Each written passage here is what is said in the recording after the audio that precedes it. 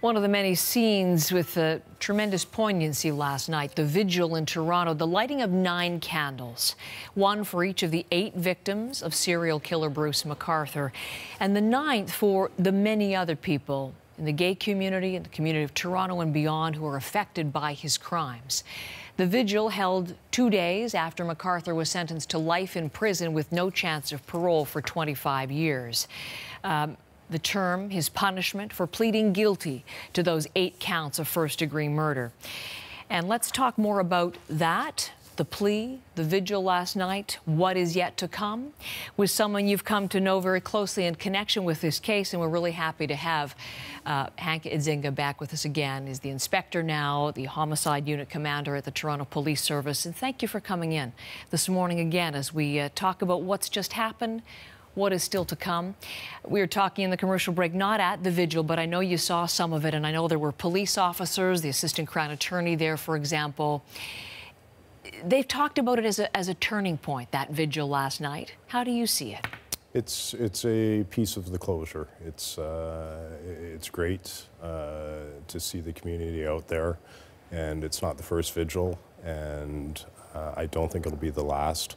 We're going to have these anniversaries come up, and we're going to have key moments, but Reverend Dudley has certainly emerged as a very good spokesperson for the community. She does a fantastic job at these services. Beautiful voice of healing. So a turning point, but not the end.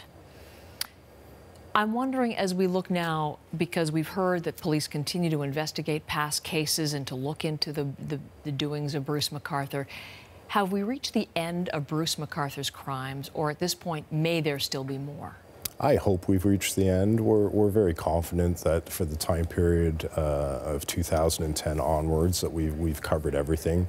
We're still looking back historically, and we're near the end of that for the Toronto cases and the Toronto Code cases, but of course there's times in Mr. McArthur's life where he didn't live in Toronto. And whether there's any other outstanding cases in other areas is something that's still being looked at, and I hope there's no more victims, but we shall see. The last time we spoke when you were here in studio, it was the 1-year anniversary of his arrest. And at that time, if I can let people in, we were getting ready for, on that day, what we thought might be a guilty plea coming at his court hearing that day or around that time. It didn't come on that particular occasion, but it did come, of course, later on. You must have known that this was in the works when we were last speaking. Was that guilty plea what you wanted? Was that the proper outcome, his plea for you in this? I think it was. I think, you know, it was in the works for a little while, but these things are always so tenuous and they can fall apart at any time. So we had the trial date for next January, and we were starting to get ready for that trial date in case the guilty plea didn't happen.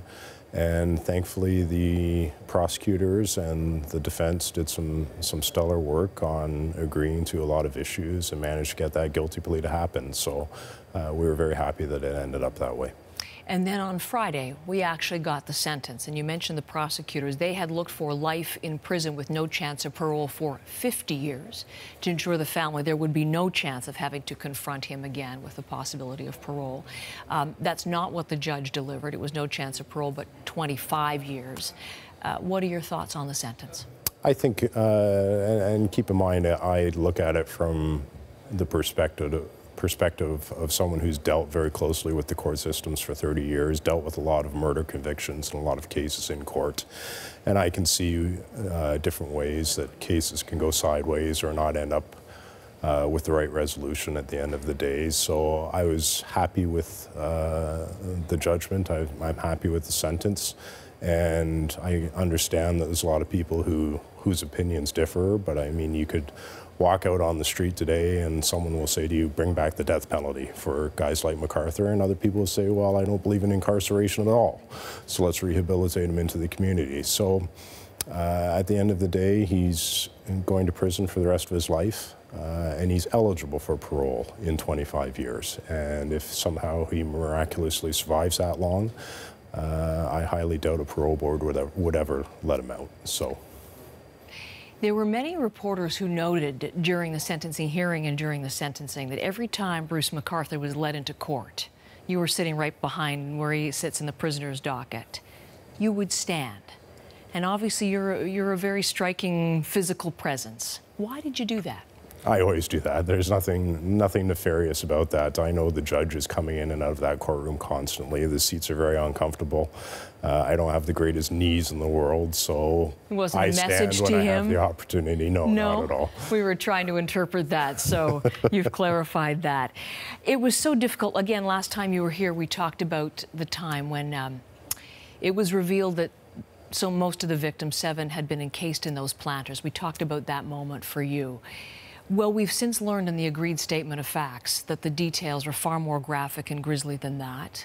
Again, you've known all about that, you know, the staging and the posing and how the men were killed.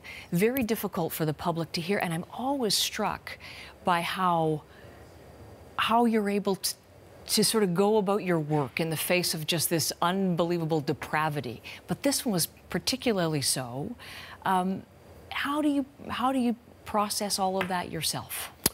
Well, I think the graphic nature of what we see and what we deal with is a very good point to illustrate as to why not having a trial for this case is a real win-win situation. And not having those images exposed to the public and not having them part of the public record. So that's not something that anybody wants to see. Mm-hmm. And yes, we deal with it constantly. We've always dealt with it. I've been a police officer in this city for 30 years. And I had a reporter comment to me last week, I can't even begin to imagine what you've seen and what the officers of the Toronto Police Service, in particular the homicide squad, see day in and day out. And I think you just become accustomed to it and acclimatized to it. We have some very good support systems in the service, and they continue to improve those support systems, and we definitely rely on them. Particularly difficult, of course, for the family and friends, the loved ones of the 8 men to see in that statement of facts and to learn some of the details. I know that you had quiet moments with the family members aside during the sentencing hearing and the sentencing. What do you see as your role with them? To answer any questions that they might have that I'm able to answer, and to support them and make sure they're getting the care that they need, that we can support them with. We have a victim witness office. There's a victim witness worker, Tia Adams, who is specifically assigned to this case to take care of their needs where she can, and she did some outstanding work and is a constant conduit and contact for them to reach out to when they need that support. They'll need that on an ongoing basis, I'm sure, as we look to the future. For the future, 2 quick questions.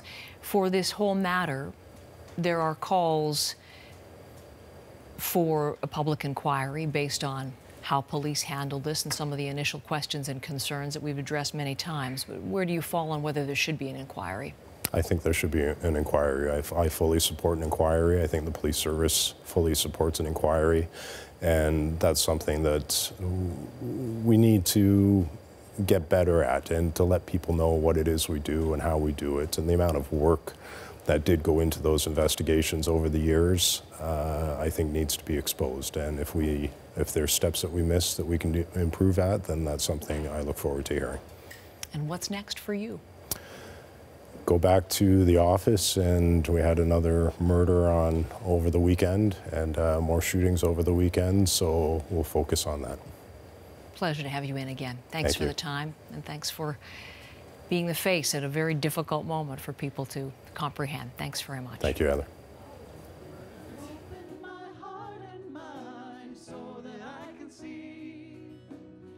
How to bring your love the way you bring your love to me. Oh, hear us now, make me a channel